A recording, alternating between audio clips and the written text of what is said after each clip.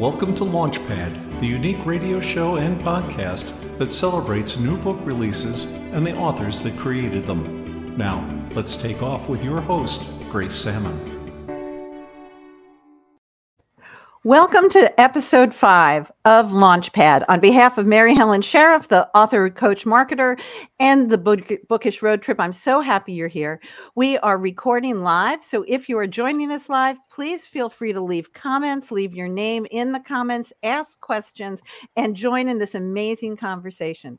Tonight, we welcome 4 amazing authors who have debut books. There's lots of things that are in common with them, so help me welcome Gabi Coatsworth with her book, Love Journeys Home, Patricia Sands with The Secrets We Hide, Marilyn Rothstein from Crazy to Leave You, and last but not least, MK, or Mary Todd, the Admiral's Wife. Welcome, everyone. Thanks for being with us on Launchpad. And we have viewers who are saying hello and welcome to everybody. So thank you. I can see that it's Bambi. Good evening, Bambi. Thanks so much for being with us. I'd like to start right away with Gabi Coatsworth and her new book. Gabi, tell us about it. So my book is a memoir, and it's a sort of romantic memoir of a very long love story that includes a long marriage, many ups and downs, and me almost deciding to give up on this marriage when my husband gets very sick and I decide I'm going back to look after him. But what happened was that I never expected to fall in love with him again. And in a way, I found my way back to the love that I'd had in the beginning, which makes it kind of like a redemptive story. There's no moral in it, believe me, very few morals where I'm concerned. But it was something I needed to write, not thinking I was going to publish it. And then people told me that I should. And so I took a leap of faith, hoping they'd like the book, because if they didn't like the book, maybe they wouldn't like me. But so Love's Journey Home, and there's some family secrets in there, aren't there? There are some family secrets. The main secret, yeah, actually, you know, it's interesting. People call it a page turner, even though they know what happens in the end. So a secret that's mentioned on the back cover is that my husband, much though I didn't know it, turned out to be an alcoholic. And I had, you know, left Britain, come to America, and so on and so forth to be with him. And so that was something that, and I had no idea and didn't know how to recognize it because he was not lying in a gutter with a bottle, which is what I thought alcoholics did, you know. Exactly. And Patricia Sands' new book, The Secrets We Hide, also has family secrets. Tell us about it, Patricia. It does, Grace. It has a lot of family secrets. And gosh, Gabi, I can't imagine writing a story like that that's true. At least when I was writing this story, I could make it all up. And I think that must be a lot easier. Certainly, there were some challenges because my main character, my protagonist, is a Japanese man. And so that's a bit of a switch for me. And the story starts off really well in Japan when he's a child, but he moves to Honolulu when he's 10 and then goes off to Vietnam and has to return because his wife has very serious postpartum depression, which then evolves into more serious mental health issues. And so the story it's interesting because it's how a man is coping with a lot of issues that in women's fiction is usually a woman who is dealing with those kinds of situations. So it was interesting to write it from a male perspective.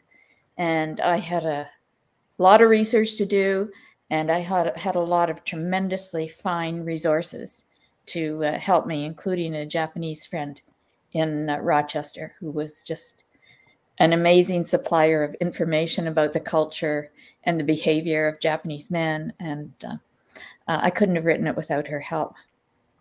And it's really a departure from you for several things. First of all, we're in a different country. We're not in the south of France. Well, not in the beginning, anyway. Yeah, that's true. We do get there. We do get there. You know, knowing me, it had to come into the story at some point. It just wouldn't have been right if it didn't. It's true. We have Susan Peterson with us, and people are saying, Gabi, they love your book. It is a page turner. And Bambi wants to know, what drew you to write from that perspective, Patricia? Oh, Bambi. That's a good question. And how much time do you have? Let's start, Patricia, hold that question and we will get back to it, because I think it's a really important one. But let's move and pop over to Mary Todd, who also has a book that takes place, at least partially, in Japan. Ooh, well, I'm just going to correct you on that one, Grace. It's actually in Hong Kong. Oh, it's in Asia. Yes, it's in Asia. Yes, absolutely. And so I'm MK Todd. MK stands for Mary Kathleen, and that's so that I'm not confused with Mary Todd Lincoln. Just to get the record straight there. Good to know. Yeah, and a big thank you to Grace and to Mary Sheriff for organizing this. I'm delighted to be a part of it. So the Admiral's Wife, if you can see it. Anyway, it's my fifth novel, and it's set in Hong Kong, and it's a dual timeline novel. So part of the novel takes place in 1912, 1913. Part of the novel takes place in 2016. So one of those back and forth. And as you might imagine, there are parallels between the two stories, and there is something quite scandalous connecting the two stories. But I have to step back a little bit and tell you that it began as a contemporary story. And when I presented it to the publisher as a contemporary story, they said, oh, no, you should write a dual timeline novel. And I thought, well, that's easy for you to say. What do you, what am I going to do? Anyway, necessity is the mother of invention. So I went busily off designing a dual timeline novel. So I have two women, one who is British, that's in 1912. She comes to Hong Kong with her husband, Henry, who is the admiral of the China fleet, and hence the Admiral's Wife. Henry's quite a controlling man, and there's a lot of surprises waiting for Isabel in Hong Kong. In parallel, we have Patricia Finley, who is Chinese American. She was taken to the States as a very young girl and has spent almost 40 years of her life in the States. So she wants to come to Hong Kong, or no, she is being sort of told to come to Hong Kong by her father and mother because she's losing connection with her culture and her family and that sort of thing. So she and her husband uproot themselves and they come to Hong Kong. And there's parallels between the two women. There's difficulties in their relationships. There's family issues. There's a sense of purpose that's lacking for the women, a sense of figuring out what is home. And then all bound up in this is the whole notion of being an expat, which is what I went through for 3 years when my husband and I moved to Hong Kong. I'm sorry, which I'm going to pop us over to, because we spoke a little bit about dysfunction and challenges there. So I want to go to, and please, I hope this is a worthy crown, the queen of family dysfunction. I'm so proud. Patricia agrees with us. There is nobody who does humor and family dysfunction as well as Marilyn Simon Rothstein. So please tell us about your book. Well, here's the book, Crazy to Leave You, which is my third book. My other two books are Lift and Separate, and the other book is Husbands and Other Sharp Objects. And I'm sure my daughters would be happy to hear that I am the queen of dysfunctional families, because that explains a lot of what they're going to psychiatrists for, I guess. At least in novels. I'm not talking about your own family. Anyway, my book is about a 41-year-old woman who's got it all. She's got a great job in advertising. She has her own place to live in. She has great friends. She has a family that's very close, but a little too near, if you know what I mean. Like, they don't know when to back up. And her only thing that she really wants now is to meet a guy, get married, have a family, And she does that. She meets a guy she made out with in camp when she was 13 years old. And they date for 2 years, and he asks her to marry him. And then lo and behold, he leaves her at the altar. This puts her on the road to self-healing and self-acceptance. Along the way, her family and her friends are out there giving her the kind of advice we all don't want to hear. Her mother thinks she should freeze her eggs and stay on her diet, for example. Her sister, who didn't come to the wedding, shows up and lodges herself on, the character's name is Lauren, on Lauren's couch and won't go away. And there's plenty of family dysfunction, and I hope that people find it funny and can relate to it in their own families, things they've seen. Thanks for sharing each of your books. On the Launchpad, I love to draw connections to the various books. And one thing that I felt was a theme, whether it's memoir or historical fiction, dual timeline, there really was a sense of looking for healing, looking for personal growth. I wrote down a couple of self-acceptance. Gabi, let's go back to you for that. Why was that such an important theme, that self-acceptance and that coming back and healing? Yeah, so after my husband died, and I had felt so like we were in love again, you know, we were completely absorbed in each other, wanted to be together, so on and so forth. But afterwards, I started to second guess myself. And my question was I imagining that? Was it really love, or was I just fooling myself and making a movie out of it or something? And so because I always do this, all my writing is trying to figure out something about me, even my novels. And so I started to write, and it came out okay in the end. I finally came, but there were parts where I just went, I can't write this anymore. It's too painful. It's too awful. And my friend said to me, just keep writing as if no one's ever going to read it, which was why I was so anxious when they got published. But I will say, Mary, apropos of Hong Kong, that I met my husband first in Copenhagen, actually, and then didn't see him for 5 years, and met him again in Hong Kong, the way you do. And that was when and because by then I was working in Chicago on a temporary assignment that has seemed to have lasted over 40 years now. So, yeah, so that was nice to hear about Hong Kong. And it was not an English connection. It was a conference thing. So, but yeah. Patricia, in your book, you also have a character who's really wrestling with accepting his situation and self-acceptance. So would you talk about that? Sure, I'd love to, because it is a very large part of the story. And Kato, Tanaka, the character, finds his help in a large part through Buddhism.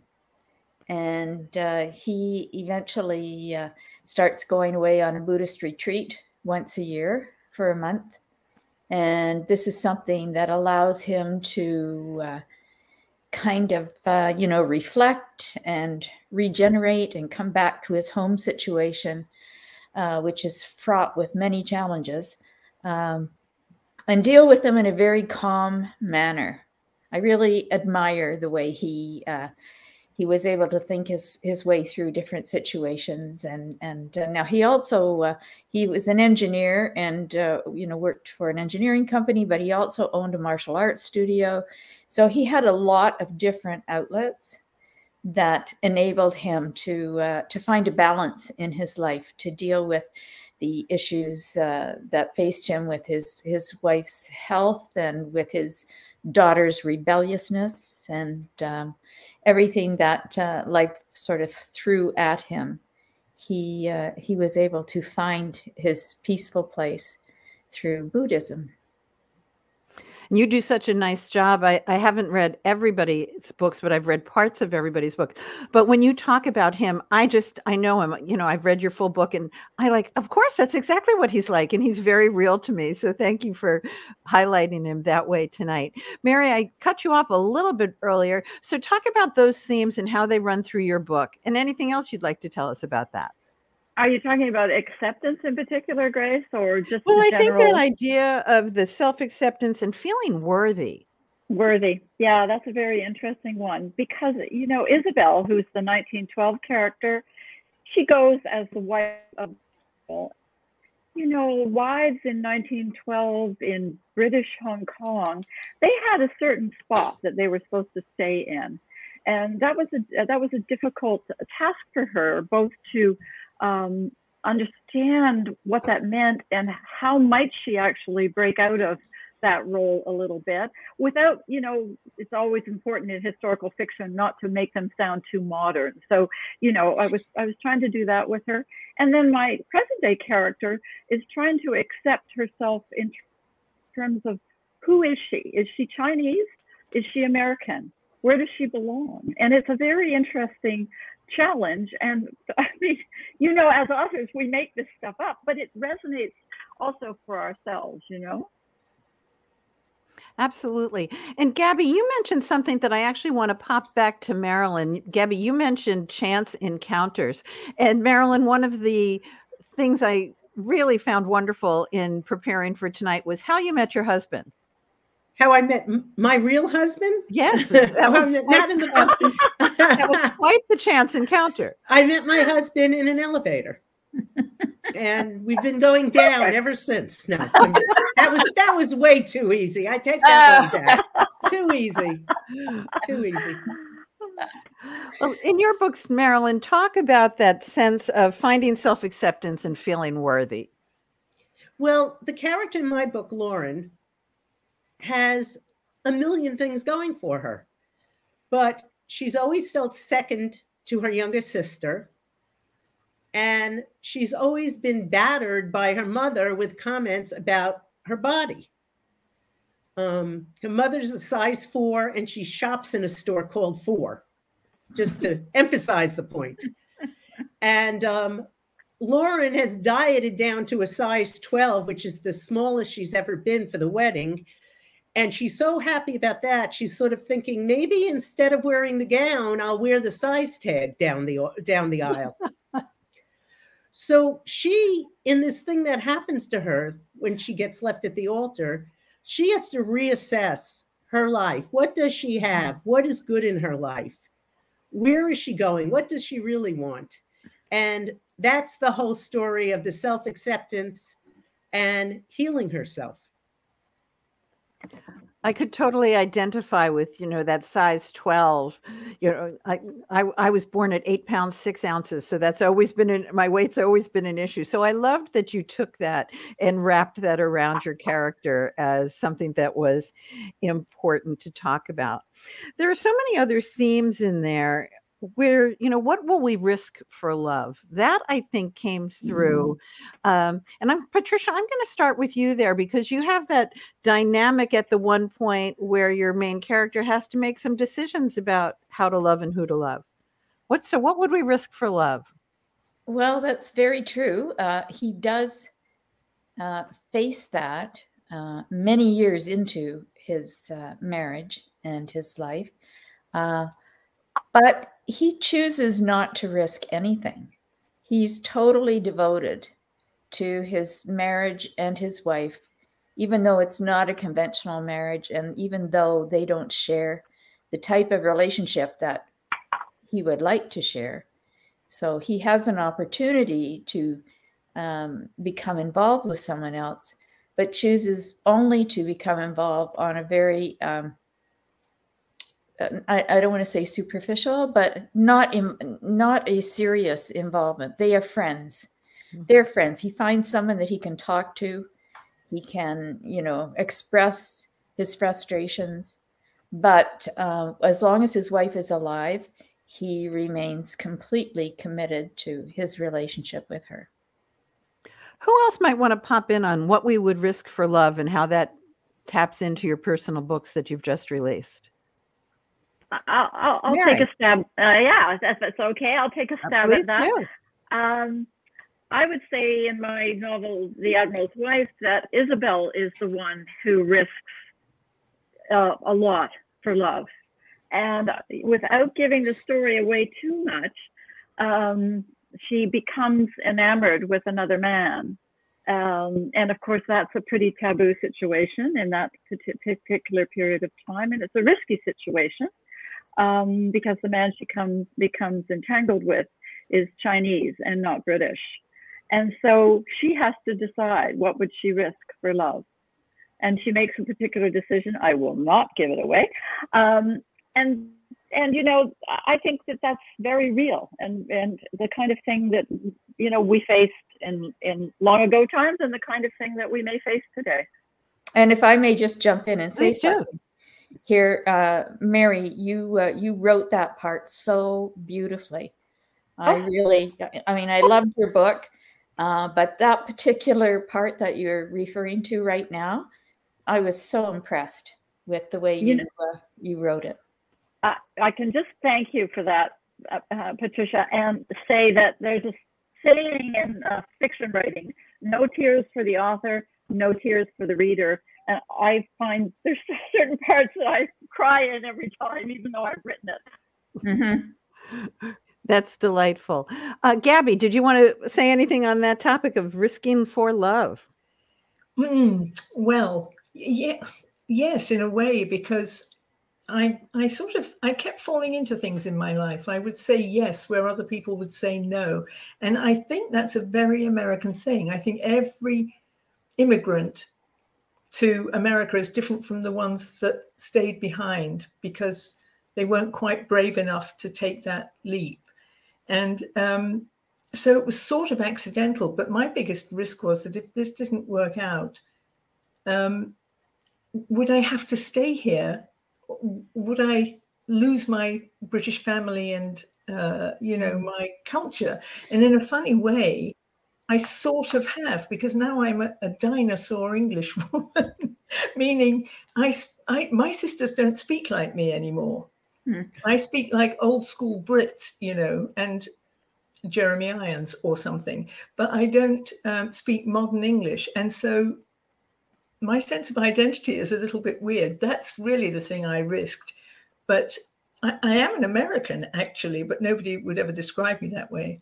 So, right, there you have it. I risked my identity, I think, but I hung on to some part of it, and writing the book helped me stick with it because I could see that being British was part of the thing that made me different and, you know, made understanding things in America different too.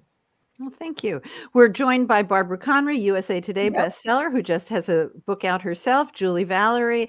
And please, anybody who is watching us, feel free to leave a comment or a question for any of our guests in the comments, and we'll be happy to get to them. Patricia, you so beautifully commented and complimented Mary on writing a certain section. And Mary, I loved what you said, no tears for the author. What are some of the hardest things each of you have written in terms of this particular book or another book? Marilyn, let's start with you. The hardest scene that I wrote in this was the scene when Lauren realizes that her brother-in-law and her sister are not the pretty picture that she always imagined, and has to deal with that and become the person who has to listen to her sister instead of her sister listening to her problems. So that whole scene takes place at a family dinner, and there were a lot of people at the dinner. So each person emoting and speaking was really the hardest thing to write in the book, but also the most fun, because I also think it came out to be one of the funniest scenes. Is humor just something that comes natural to you, or do you have to work at that? I tickle myself. Oh, Marilyn's not funny. No. And Gabi, I cannot believe that you aren't from Brooklyn. My secret is out. Oh, that's wonderful. Gabi, what's hard for you to write?